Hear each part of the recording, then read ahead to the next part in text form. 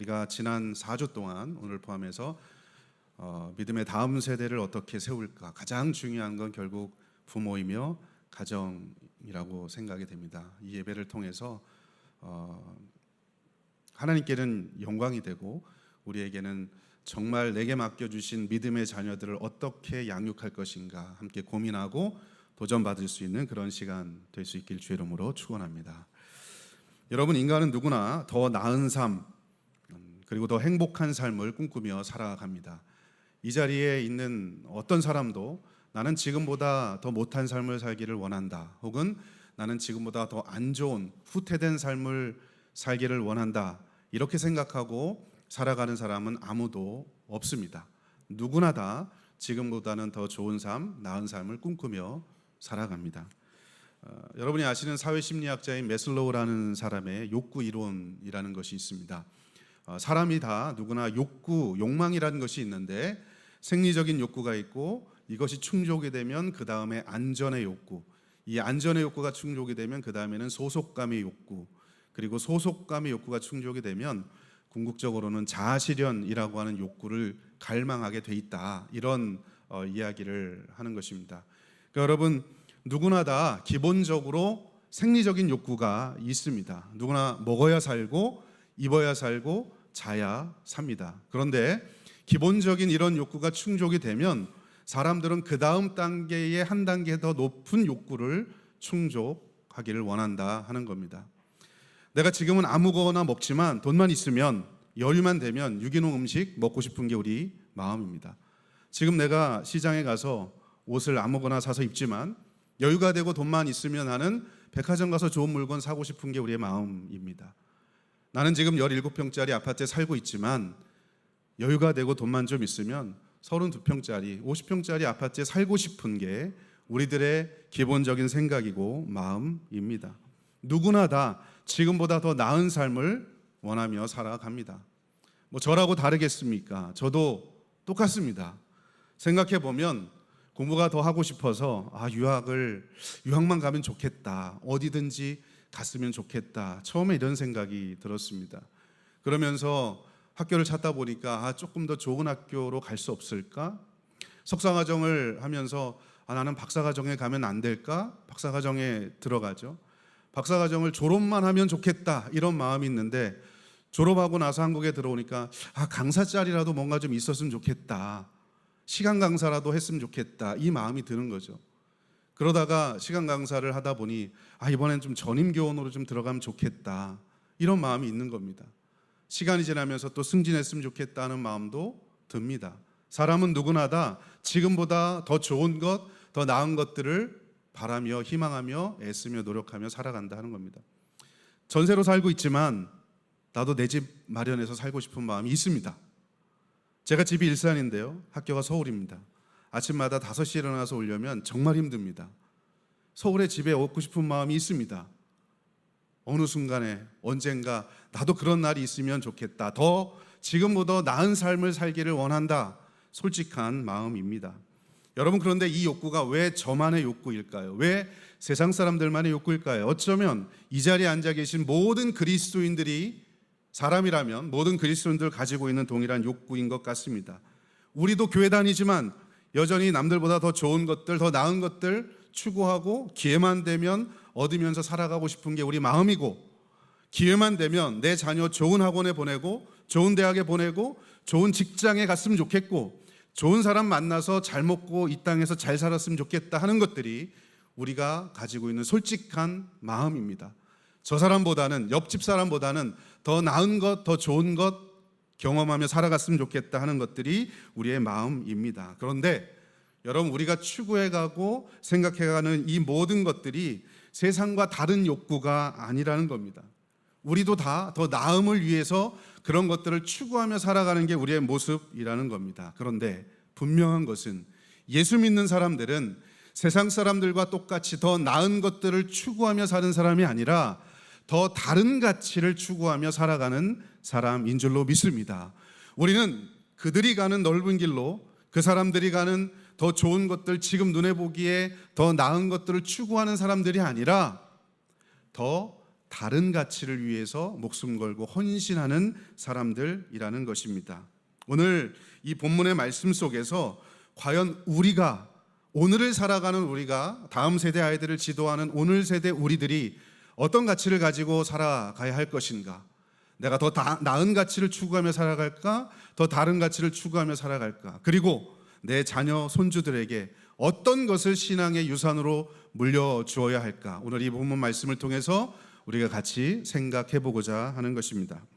오늘 본문에는 여러분, 더 나은 삶을 추구한 사람과 더 다른 삶을 추구한 사람이 대조적으로 등장합니다. 여러분, 우리가 아는 것처럼 창세기 13장에는 아브라함과 이 롯이 베델과 아이 지역을 지나는 장면이 등장합니다. 베델과 아이 지역에 도착했던 이 아브라함과 롯이 경제적인 문제로 서로 다툼을 하기 시작합니다. 여러분, 어느 사회나 그렇듯, 그리고 동서고금을 막론하고 공급이 부족하면 서로 다투게 됩니다. 자본이 부족하면 서로 경쟁을 하게 마련입니다. 그리고 그 부족한 자원을 놓고 서로 경쟁하다 보면 서로 다투기도 하고 서로 미움도 생기게 되고, 그래서 결국 분열도 일어나게 돼서 안 좋은 결말을 맞이하는 경우가 종종 많이 있습니다. 오늘 본문에 등장하는 아브라함과 롯이 바로 그런 장면을 연출하고 있는 상황입니다. 오늘 본문 13장 6절 말씀에 우리가 읽진 않았지만 읽었던 본문 앞절에 보시면 13장 6절에 보면 성경이 이렇게 말씀합니다. 그 땅에 그들이 동거하기에 넉넉하지 못하였으니 이는 그들의 소유가 많아서 동거할 수 없었음이니라. 여러분, 그 땅에 소유가 많아집니다. 그리고 넉넉하지 못합니다. 공급이 제한되어 있습니다. 그러니까 아브라함의 종들과 롯의 종들이 서로 다투기 시작합니다. 우리 주인의 짐승들을 더 잘 먹이고 싶고 더 풍족한 꼴과 물로 먹이고 싶은 그런 마음이 생기게 됩니다. 그런데 자원이 부족하잖아요. 그래서 7절에 보면 한 가족이나 다름없는 아브라함과 롯의 목자들이 서로 다투기 시작하게 됩니다. 공동체의 균열이 생기기 시작합니다. 아브라함은 이 상황을 타개하기 위해서 롯과 헤어질 결심을 하게 됩니다. 그리고 자기의 조카 롯에게 선택의 기회를 먼저 줍니다. 자, 우리가 잘 먹고 잘 살기 위해서 이 땅에 같이 있는 건데 싸우지 말자, 다투지 말자. 자, 너에게 선택권을 줄 테니까 너가 먼저 선택을 해라. 여러분, 이 본문에서 우리가 보아야 될 굉장히 중요한 한 가지 관점이 있습니다. 그것은 아브라함과 롯의 선택의 기준이 무엇이었는가 하는 것입니다. 롯도 선택을 했고 아브라함도 결국에 선택을 하게 되는데, 아브라함과 롯의 선택의 기준이 무엇인가 하는 것입니다. 본문 13장 10절 말씀에 먼저 롯의 선택이 나옵니다. 성경이 이렇게 말씀합니다. 이에 롯이 눈을 들어 요단 지역을 바라본즉 수알까지 온 땅의 물이 넉넉하니 여호와께서 소돔과 고모라를 멸하시기 전이었으므로 여호와의 동산 같고 애굽 땅과 같았더라라고 묘사하고 있습니다. 여러분, 본문 말씀에 롯의 선택의 기준은 뭐냐? 내가 보기에 좋은 땅을 선택하는 겁니다. 내 눈에 보기에 좋은 땅, 이게 롯의 선택의 기준이었습니다. 그리고 내 눈에 보기에 좋은 땅이 구체적으로 어떤 땅이었냐 하면 더 좋은 땅, 더 나은 땅이었습니다. 물질적으로 풍요롭고, 특별히 여러분, 당시는요 목축업을 하던 시대였습니다. 목축업의 가장 중요한 것은 꼴이 있어야 되고 물이 있어야 됩니다. 물이 풍부한 곳, 꼴이 풍부한 곳, 내 눈에 지금 볼 때 더 나아 보이는 곳, 더 좋아 보이는 것을 롯은 선택합니다. 게다가 그가 선택한 요단 쪽은 오늘 성경이 말씀하고 있는 대로 당시의 최고의 물질 문명, 그리고 향락이 가득한 화려하고 즐길 수 있는 것들이 많은 소돔과 고모라 성이 있던 땅이었습니다. 여러분, 롯의 선택의 기준이 무엇이냐? 본문에 보면 선택의 주체가 바로 나였습니다. 내가 보기에 좋은 곳, 내가 보기에 나은 곳을 선택하는 것이 롯이었습니다. 그가 봤을 때 좋은 것이 뭐냐? 지금 당장 쾌락이 있고 만족이 있고 더 나은 것들이 많은 소돔과 고모라와 같이 최고의 문명과 최고의 물들이 있는 목축업을 하기에 최적의 장소, 풍요로운 곳, 그것이 바로 롯의 선택의 기준이었다 하는 겁니다. 그런데 여러분, 이와는 대조적으로 아브라함의 선택은 어떠합니까? 아브라함의 선택의 기준은 무엇입니까? 아브라함은 선택의 주체가 내가 아니라 하나님께서 보게 하시는 땅을 본 것, 이게 아브라함의 선택의 기준입니다. 롯은 자기가 바라보고 싶은 곳을 바라봤다면 아브라함은 하나님께서 보게 하신 땅을 함께 바라본 것, 이게 아브라함의 선택의 기준이었습니다. 여러분, 우리가 읽었던 본문 13장 14절 15절의 말씀을 다시 한번 보겠습니다. 성경이 이렇게 말씀합니다. 롯이 아브라함을 떠난 후에 여호와께서 아브라함에게 이르시되 너는 눈을 들어 너 있는 곳에서 북쪽과 남쪽 그리고 동쪽과 서쪽을 바라보라.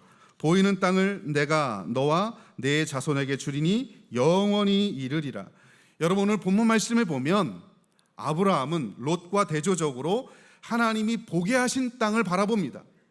하나님이 바라보게 하신 바로 그 땅, 하나님의 능동 사람의 수동입니다. 하나님이 보게 하신 땅, 사람은 그걸 순종하는 마음으로 그저 바라보는 겁니다. 아브라함이 바라봤던 것, 하나님이 보게 하신 땅이죠. 주어가 누굽니까? 하나님입니다.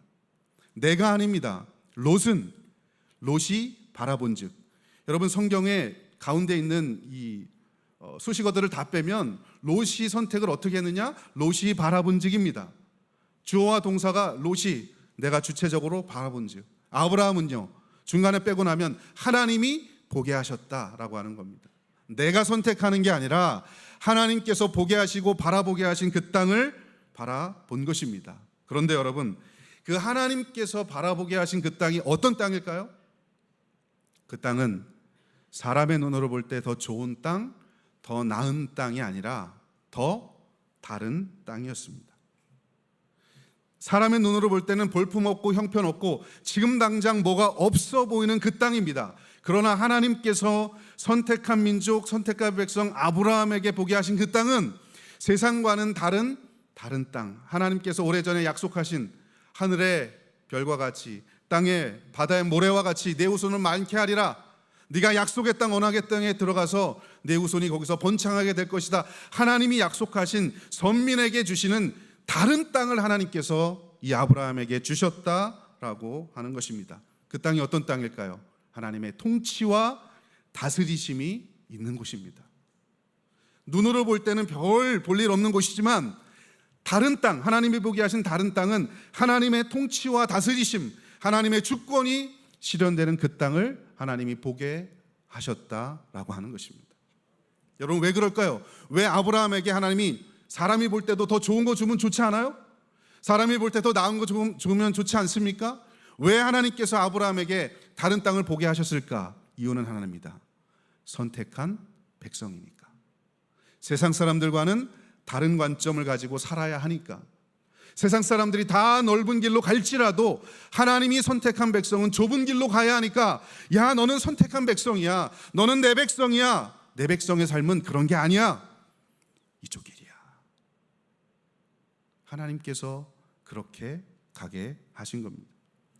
여러분, 이 본문 말씀을 통해서 우리가 깨달을 수 있는 중요한 신앙의 원리가 하나 있습니다. 그것은 믿음이란 내가 바라보고 싶은 것을 바라보는 것이 아니라 하나님께서 보게 하시는 것을 함께 바라보는 것, 이게 진짜 믿음이라는 겁니다.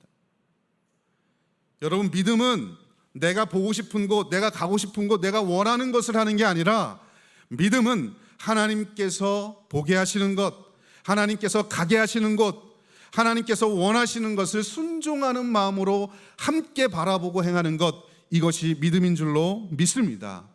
여러분, 우리가 오늘을 살아가는 우리가 그렇게 하나님이 바라보게 하신 그걸 믿음으로 바라보는 눈을 가지고 살아야 내 자녀, 손주들도 믿음의 관점을 가지고 세상을 살아갈 수 있게 되는 것입니다. 여러분, 세상을 사는 이유가 무엇입니까? 내가 지금 보기에 더 나은 걸 위해서 그렇게 쫓아가고 따라가고 있지는 않습니까? 그러나 하나님이 원하시는 그게 아니라는 것입니다. 여러분, 만약에 우리가 내 자녀를 학교 보내고 학원에 보내고 좋은 곳에 다니게 하는 이유가, 그리고 공부를 하게 하는 이유가 더 나은 미래를 만들게 하기 위해서, 더 나은 커리어만 쌓게 하기 위해서, 나를 위해 더 좋은 직장에 다니게 하기 위해서라면 우리는 롯과 같이 어쩌면 더 좋은 것, 더 나은 것, 그걸 선택하고 바라보게 하는 사람일지도 모릅니다. 여러분, 어떻게 하면 나와 내 자녀들이 이 땅에 사는 동안에 어떻게 하면 다른 사람과 비교해서 더 나은 것들, 좋은 것들을 선택하며 살아가게 하기보다 어떻게 하면 하나님의 백성으로서 더 다른 선택을 하며 살아갈까를 고민하며 가르칠 수 있는 우리 될 수 있길 주의 이름으로 축원합니다. 이게 믿음의 부모, 믿음의 오늘 세대가 가져야 될 다음 세대를 향한 신앙교육적 책임이라는 것입니다. 하나님의 나라와 그분의 통치를 위해서 내가 지금 공부해야 되는 이유도 이거고, 하나님의 나라와 그분의 영광을 위해서 내가 좋은 대학에 들어가는 이유도 바로 이거고, 내가 좋은 직장에 취직해야 되는 이유도 바로 그 하나님의 영광과 나라를 위해서 살아가는, 세상 사람들과 다른 가치를 살아가는데 관점을 가지고 살아가는 자녀로 키우는 것, 이것이 바로 우리가 해야 될 사명인 것입니다. 여러분은 그런 선택을 하셔야 합니다. 자, 그런데 여러분, 오늘 본문 말씀에 보면 한 가지 아주 재미있는 표현이 있습니다.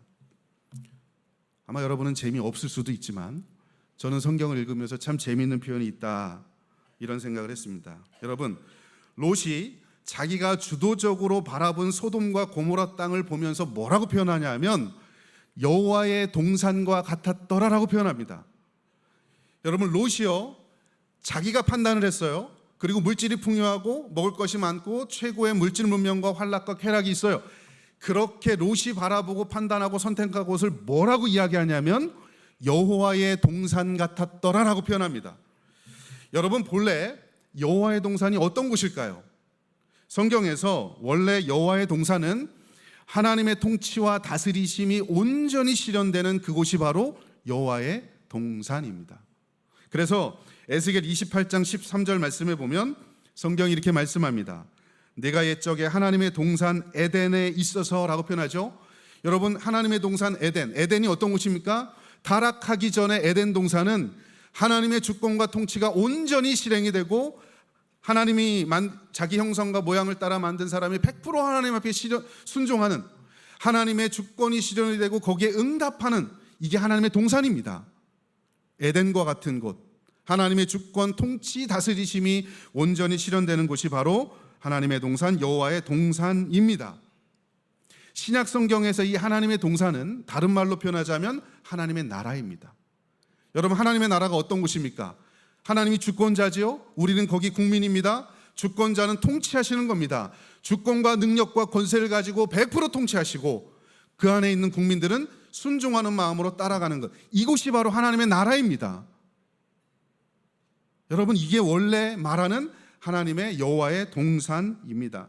왜곡됨이 없이 100% 하나님의 주권이 실현되는 곳이 여호와의 동산인데, 롯은 자기가 바라봤던, 자기 눈에 보기에 좋았던 소돔과 고모라 땅을 일컬어서 여호와의 동산과 같았다라고 표현하는 겁니다. 여러분, 타락한 인간이 바라보는 여호와의 동산은 물질이 풍성하고 쾌락이 있으면 거기를 여호와의 동산이라고 생각합니다. 하나님의 주권과 다스림이 없어도 내가 지금 잘 살면 그게 하나님의 복인 걸로 생각하는 것, 이게 롯이 생각했던 여호와의 동산에 대한 잘못된 개념이라는 겁니다. 오늘날 표현대로 말하자면 하나님이 없이 좋은 대학 들어가면 믿음이 좋고 하나님이 복 받은 거다, 하나님의 복을 받은 거다라고 착각하며 사는 사람이라는 겁니다. 하나님의 통치와 다스리심을 인정하지 않고 돈 많이 벌면, 사업에 성공하면 그게 하나님이 나에게 복 주신 거라고 착각하는 겁니다. 하나님이 없이, 하나님의 주권과 다스림 없이 넓은 평수로 이사 가면 그게 하나님이 복 주신 거라고 착각하는 겁니다. 이게 롯이 생각한 여호와의 동산과 같은 개념이라는 겁니다. 여러분, 그게 축복일까요? 그곳이 진정 여호와의 동산일까요? 아닙니다. 우리도 그걸 그렇게 가시적으로 더 나아 보이고 좋아 보이는 걸 일컬어서 하나님이 복 주셨다라고 착각하면 안 되고, 내 자녀들도 그렇게 가르치면 안 됩니다. 이게 우리가 가져야 될 중요한 기준입니다. 그럼 아브라함에게 보여주셨던 여호와의 동산은 어떤 곳일까요? 오늘 본문 창세기 13장에는 나오지 않지만 여러분, 아브라함에게 하나님께서 보여주셨던 여호와의 동산은 어떤 곳일까? 이사야 51장 2절과 3절에 보면 그 힌트를 얻을 수 있습니다. 성경 이사야 51장에 이렇게 말씀합니다. 너희의 조상 아브라함과 너희를 낳은 사라를 생각하여 보라. 아브라함이 혼자 있을 때에 내가 그를 부르고 그에게 복을 주어 창성하게 하였느니라. 나 여호와가 시온의 모든 황폐한 곳들을 위로하여 그 사막을 에덴같이 그 광야를 여호와 동산 같게 하였나니 그 가운데 기뻐함과 즐거움과 감사함과 창화하는 소리가 있으리라. 여러분, 아브라함과 사라에게 보여주셨던 여호와의 동산 에덴과 같은 곳이 어떤 곳입니까? 성경 말씀에 기뻐함이 있는 곳, 하나님 때문에 기뻐함이 있는 곳, 하나님 때문에 즐거움이 있는 곳, 하나님 때문에 감사함이 있는 곳, 하나님 때문에 창화하는 소리. 창화하는 소리는 크게 찬송한다는 겁니다. 하나님 때문에 크게 찬송하는 소리가 있는 바로 그곳이 아브라함에게 허락하셨던 여호와의 동산인 줄로 믿습니다. 그리고 그곳이 우리가 바라보고 추구해야 될 여호와의 동산입니다.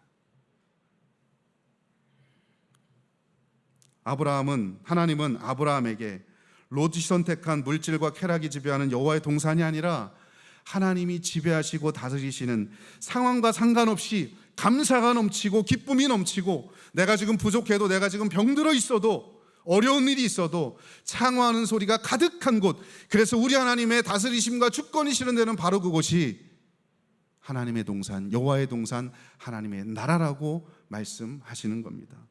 여러분에게 묻습니다. 지금 여러분이 바라보는 여호와의 동산은 어떤 곳입니까? 그리고 여러분의 자녀들에게 바라보게 하는 여호와의 동산은 어떤 곳입니까? 성경을 보면 믿음의 사람들은 한결같이 더 좋은 것, 더 나은 삶을 살았던 사람들이 아니라 더 다른 가치를 자기의 삶에서 실현하기 위해서 끊임없이 애쓰며 수고했던 사람들이었습니다. 여러분, 제가 이 다음 세대 세우기 프로젝트 첫 번째 설교를 하면서 히브리서 11장에 나오는 믿음의 사람들을 여러분들에게 말씀드렸습니다. 여러분, 히브리서 11장을 잘 읽어보면 이름이 기록된 16명, 그리고 이름이 기록되지 않은 수많은 사람들이 히브리서 11장에 등장합니다. 그런데 이름이 기록되었든 이름이 기록되어 있지 않든 이 사람들의 공통점이 무엇이냐? 한 가지 공통점은 여호와의 통치와 다스리심을 인정하며 살았던 사람이다. 다른 말로 말하자면 더 나은 것들을 추구했던 사람이 아니라 다른 가치를 추구하며 살아갔던 사람이 믿음의 사람이었습니다. 여러분, 에녹은요, 이 세상 사람들이 즐기는 더 낮고 안락한 즐거운 쾌락의 경험을 할 수도 있었지만 그는 여호와 하나님과 동행하면서 주를 따라가면서 죽음을 보지 않고 하늘로 들러 올라갔던 사람입니다. 더 다른 가치 때문에. 노아는 여러분, 세상 사람들이 즐기는 쾌락을 즐길 수도 있습니다. 죄악이 관영한 그 시대 속에서 그 사람들과 함께 즐길 수 있습니다. 그러나 120년 후에 있을 그 약속을 생각하면서 더 다른 가치를 생각하면서 믿음으로 방주를 지어갔습니다. 모세는 애굽의 왕자로서 최고의 대우와 대접을 받으면서 살 수 있었던 사람이었습니다. 여러분, 그 왕궁에서 모든 것들을 누릴 수 있는 사람이었습니다. 그러나 그럼에도 불구하고 하나님의 백성들과 고난받기를 즐거워하여서 그 자리를 박차고 나온 겁니다. 왜요? 하나님의 백성이 머물 자리가 아니기 때문에.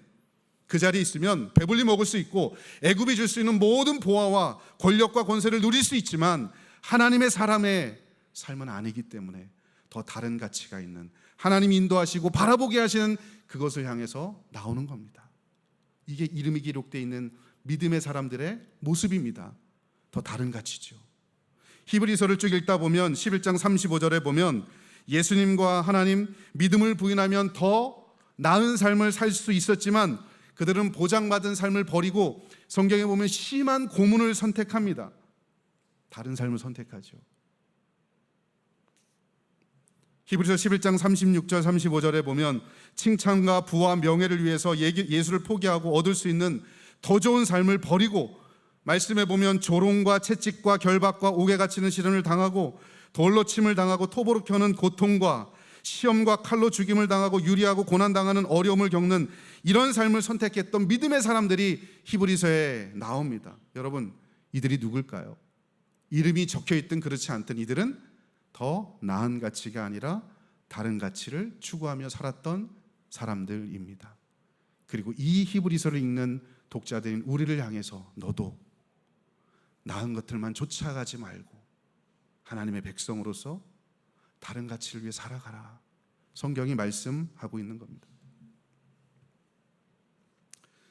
여러분, 사탄은요 끊임없이 우리에게 육신의 정욕과 안목의 정욕과 이생의 자랑을 추구하며 살아가도록 끊임없이 우리를 유혹합니다. 그런 것들이 뭡니까? 전부 다 더 좋은 것들입니다.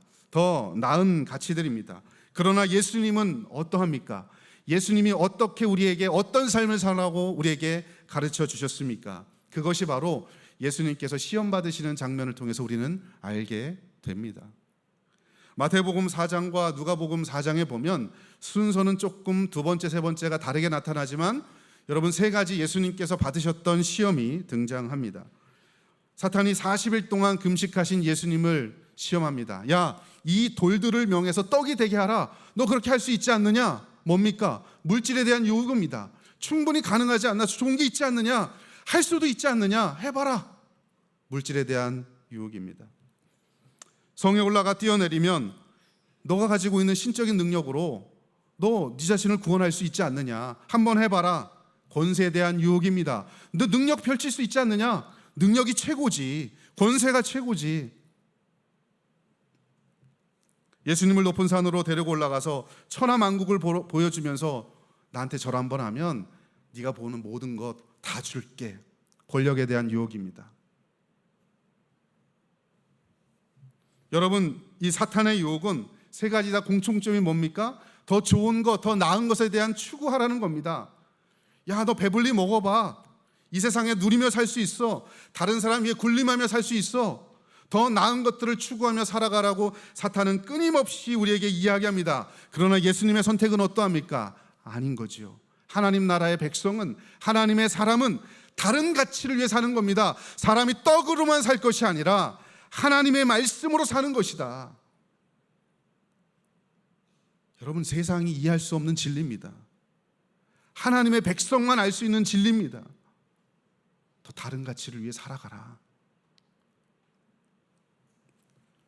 여러분, 사탄이요, 그 오래전에 2000년보다 훨씬 더 된 그 전에 예수님만 유혹한 게 아니라 사탄은 오늘날 저와 여러분도 끊임없이 유혹합니다. 여러분, 20세기의 가장 위대한 기독교 변증가증 한 사람이라고 불리는 C.S. 루이스라는 사람이 있습니다. 이분이 쓴 책이 있는데 스크루테이프의 편지라는 책이 있습니다. 이 스크루테이프라고 하는 이 악마 중에 최고의 우두머리가 자기 조카이면서 신참인 워무드라고 하는 이 신참 악마를 교육시키는 장면을 31개의 편지를 보내면서 쓴 이 책이 바로 스크루테이프의 편지라는 책입니다. 여러분, 이 책을 보면 사탄이 사람들을 어떻게 미혹하게 하는지를 아주 적나라하게 보여줍니다. 여러분, 이 31개의 편지 중에 23번째 편지에 보면 이렇게 스크루테이프가 자기 조카인 워무드에게 이렇게 글을 씁니다. 우리가 바라는 바, 정말 간절히 바라는 바는 인간들이 기독교를 수단으로 취급하는 것이다. 물론 자신의 출세 수단으로 이용하면야 더 바랄 게 없지만 그게 안 된다면 다른 목적을 위해 수단으로 삼게 해야지. 여러분, 교회 다니는 이유가 쉽게 이야기하면 수단으로 삼느라는 겁니다. 뭐죠? 교회 다니면 복 받고 예수 믿으면 잘 되니까 교회 가야 된다. 좋은 성적 받으니까 교회 가야 된다. 여러분, 신앙을 하는 걸, 신앙을 갖는다는 걸 수단으로 삼게 하라는 겁니다. 그러면서 28번째 편지에 조금 더 구체적으로 이렇게 표현합니다. 풍요로움은 인간을 세상에 엮어놓거든. 풍요로운 중년기를 보내는 인간은 세상에서 내 자리를 찾았다라고 생각하지. 사실은 세상이 자기 속에 자리를 찾은 것인데도 말이야. 갈수록 높아지는 명성, 넓어지는 교제권, 나는 중요한 인물이야 라고 하는 의식, 열중할 수 있는 즐거운 일에 가중되는 압력 등은 이 땅이야말로 편안히 안주할 수 있는 고향이라는 안식을 심어주는데 이것이야말로 우리가 원하는 바다. 여러분, 이게 사탄이 하나님의 백성들, 사람들을 꾀는 방법이라는 겁니다. 신참 악마에게 이야기하는 거예요. 야, 뿔 달리면서 사람들 박해하고 핍박할 필요 없어. 그들은, 예수 믿는 사람들은 교회 못 가게 하면 더 잘 가. 그렇게 하지 마. 더 좋은 것들 줘봐. 더 나은 것들 줘봐. 풍요로움 줘봐, 지위 높여줘봐, 권력과 권세 높여줘봐, 다 넘어진다? 여러분, 이게 2000년 전에 예수님을 유혹했던 사탄의 오늘날 우리를 향한 계략입니다. 그런 계략 앞에 예수님께서 제자들에게 그렇게 말씀하십니다. 마태복음 7장 13절부터 14절. 좁은 문으로 들어가라. 멸망으로 인도하는 문은 크고 그 길이 넓어 그리로 들어가는 자가 많고 생명으로 인도하는 문은 좁고 그 길이 협착하여 찾는 자가 적음이라. 여러분, 뭐라고 이야기합니까? 좁은 문으로 가랍니다. 불편한 곳으로 가라고 이야기합니다. 여러분, 이 말씀 듣기에 좀 불편하시죠? 나 많은 거 얻고 싶고 넓은 길로 가고 싶고 다른 사람들이 갖지 못한 권세 갖고 싶고 더 넓은 집에 살고 싶은데, 여러분, 예수님 뭐라고 이야기합니까? 예수 믿는 사람들은 좁은 길로 가라고 이야기합니다. 넓은 길은 많은 사람들이 가. 편안한 길이야. 그러나 하나님의 백성은 좁은 길로 가는 거야. 그 길은 좁고 협착하여 가다가 넘어질 수도 있고 가다가 찢길 수도 있고 예수 믿으면 고난도 있고 핍박도 있고 어려움이 있어. 그래도 하나님의 사람은, 하나님의 백성은 좁은 길로 가는 거야. 왜? 너는 다른 가치를 추구하며 사는 사람이니까. 여러분, 이게 주님께서 우리에게 주시는 말씀입니다. 여러분은 넓은 길로 가고 계십니까? 좁은 길로 가고 계십니까? 여러분은 더 좋은 것, 더 나은 가치를 위해 살아가고 계십니까?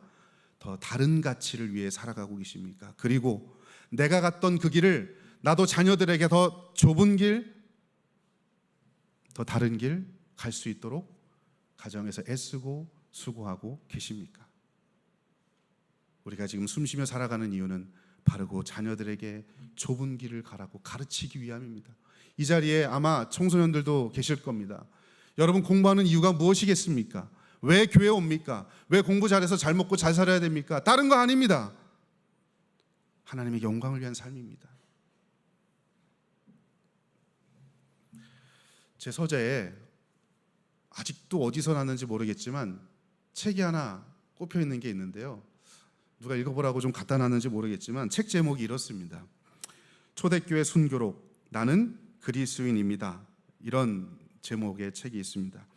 이 책은 초대교회 당시에 순교자들의 일대기를 이렇게 모아놓은 그런 전기와 같은 책입니다. 그 중에 데키우스 황제 때 순교를 당했던 막시무스라고 하는 사람의 이야기가 있습니다. 이 막시무스라고 하는 사람은 에베소 시민이었고 상인이었습니다. 그런데 251년 5월 14일 기독교를 박해하는 이 데키우스 황제의 칙령에 의해서 순교를 당하게 됩니다. 이 사람의 순교록에 있는 내용을 그대로 제가 코테이션해서 한번 읽어드리겠습니다. 이 내용을 보시면서 과연 이 사람들이 더 나은 삶을 선택하며 살았는지, 더 다른 삶을 선택하며 살았는지 한번 생각해 보시기 바랍니다. 총독이 말했다. 너의 신분이 무엇이냐? 막시무스가 대답했다. 자유민으로 출생하였으나 그리스도의 종입니다. 총독이 말했다. 너는 그리스도인인가? 막시무스가 대답했다. 비록 죄인이긴 하지만 그리스도인입니다. 총독이 이야기했다. 모든 그리스도인들은 허접한 미신을 버리고 만물이 복종해야 할 진정한 왕이신 황제 폐하를 인정하며 그분의 신들을 경배하라. 막시무스가 대답했다. 나는 하나님 한 분께만 예배드립니다. 유년 시절부터 하나님께 예배해온 것 때문에 나는 행복합니다. 총독이 말했다. 구원을 받으려거든 제사를 드려라. 만약 제사 드리기를 거부한다면 나는 여러 가지 고문으로 너를 항복하게 할 것이다. 막시무스가 대답했다. 그것은 내가 항상 소원하던 바입니다. 나는 비참하고 잠깐인 이 세상에서의 생명을 끝내고 영원한 생명을 얻기 위해 이 자리에 섰습니다. 그러자 총독은 그를 몽둥이로 때리라고 명령하였다. 그가 몽둥이로 맞고 있는 동안 총독이 막시무스에게 말했다. 막시무스, 이 고문을 피해가려거든 제사를 드려라. 막시무스가 대답했다. 우리 주 예수 그리스도의 이름 때문에 받게 되는 이 고문은 고문이 아닙니다. 기름 부음입니다. 내가 만일 주님의 복음에서 배운 그분의 명령을 떠난다면 그때야말로 나는 참으로 영원한 고문을 받게 될 것입니다. 그러자 총독이 그에게 사형을 언도하였다.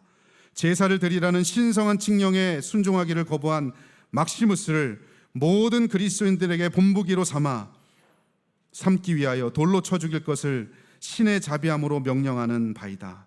성벽의 바깥쪽으로 끌려나간 그는 거기서 돌을 맞고 영원히 떠났다. 여러분, 이 막시무스의 이 일대기 잠깐 제가 읽어드렸지만, 여러분, 이 사람은 더 나은 삶을 선택할 수 있었습니다.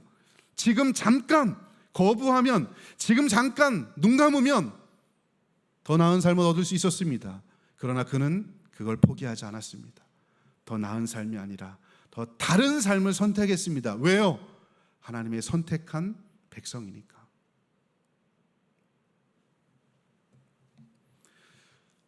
제 수업 중에 한 수업 마지막 시간에 항상 제가 하는 게 있습니다. 마지막 수업 시간에 학생들을 데리고 양아진에 있는 외국인 묘지에 갑니다. 아마 여러분 가보신 분이 계실 겁니다. 합정동에 양아진 외국인 묘지라는 곳이 있습니다. 여기에 가면 417명의 외국인들의 묘지가 있습니다. 이 중에 6개국에서 온 145명의 선교사님들의 묘지도 있습니다. 이 선교사님의 묘들 중에 15세 미만의 선교사 자녀의 묘가 47기가 있습니다. 여러분, 이 선교사님들이요, 그냥 영국과 미국, 캐나다 이런 데서 오신 분들인데요, 여러분, 이분들이 본국에서 별 볼 일 없어서, 내가 할 거 없어서 오신 분들이 아닙니다. 좋은 대학에 다녔던 분이고요, 엘리트 코스를 가던 사람들입니다. 그들이 하나님의 은혜를 받으니까 내 인생 나 뭘 위해 살까, 더 다른 가치가 무엇일까를 생각하면서 결정해서 한 번도 들어보지 못한 이 조선 땅으로 들어온 것입니다. 아내와 함께 들어왔습니다. 선교하다가 순교하게 됩니다. 여러분, 아내가 뭔 죄가 있습니까? 25세 미만 이 아이들이 뭔 죄가 있습니까? 그저 아버지를 따라온 겁니다. 결혼해서 이 땅에서, 조선 땅에서 아이를 낳아서 태어난 것 뿐입니다. 그런데 여러분, 이 아이들이 죽어서 그 묘지에 장사되어 있습니다. 이 아이들을 보면서, 이 묘지를 보면서 제가 느끼는 게 있습니다. 나는 뭘 위해 살아가고 있지? 나는 지금 누굴 위해 살아가고 있지? 나는 내 자녀들에게 뭘 위해 살아가고 가르치고 있지? 가슴에 손을 얹고 스스로 질문하면 두렵고 떨리는 마음뿐입니다.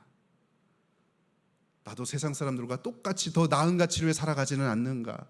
내 자녀들에게 그렇게 살아가는 게 미덕이라고 말은 하지 않지만 그렇게 인도하며 살아가는 건 아닌가? 스스로 끊임없이 되뇌이면서 질문합니다. 여러분은 어떤 선택을 하며 살아가고 계십니까? 그리고 여러분의 자녀가 어떤 기준을 가지고 살아가도록 가르치고 계십니까? 주 안에서 사랑하는 성도 여러분, 여러분도 나음이 아닌 다른 선택을 하며 사는 삶을 살길 주의 이름으로 축원합니다. 그리고 내 자녀들에게도 더 나은 것들이 아니라 다른 가치, 하나님의 백성으로, 선민으로, 구별받은 백성으로 다른 가치를 위해 살아가는 아이들로 키울 수 있길 주의 이름으로 축원합니다. 그 주님이 이렇게 말씀하십니다. 고린도전서 10장 31절, 그런즉 너희가 먹든지 마시든지 무엇을 하든지 다 하나님의 영광을 위하여 하라. 로마서 14장 8절, 우리가 살아도 주를 위하여 살고 죽어도 주를 위하여 죽나니 그러므로 사나 죽으나 우리가 주의 것이로다. 그 하나님의 영광을 위해서 다른 것들을 선택하며 살아갈 수 있는 우리 될 수 있기를 주의 이름으로 축원합니다. 그리고 우리 이 자리에 나온 우리 청소년 여러분들도 지금 여러분이 하고 있는 공부의 목적이 뭘까? 내가 뭘 위해 살아가야 할까? 누굴 위해 내 인생을 헌신할까? 여러분 고민하실 때에 하나님의 나라와 그의 영광을 위해서 살아갈 수 있는 모든 이 땅의 다음 세대 될 수 있기를 주의 이름으로 축원합니다. 기도하겠습니다. 하나님 아버지, 은혜를 감사합니다. 오늘 아브라함과 롯의 선택의 장면을 살펴보면서 과연 우리가 무엇을 선택하며 살아가야 할지 말씀을 통해 생각해 봅니다. 하나님, 우리가 더 나은 것들을 선택하기보다 다른 가치가 있는 것을 선택할 수 있도록 도와주시고, 하나님이 없이, 하나님의 통치와 다스리심이 없이 잘 되는 것을 축복이라 여기지 않게 도와주시고, 비록 이 땅에서 좁은 길을 가지만 그 길이 하나님의 영광을 위하는 길이라면 기꺼이 가는 그런 은혜로운 선택을 할 수 있는 오늘 세대와 다음 세대 다 될 수 있도록 역사하여 주시옵소서. 감사드리옵고 예수님의 이름으로 기도 올려옵나이다. 아멘.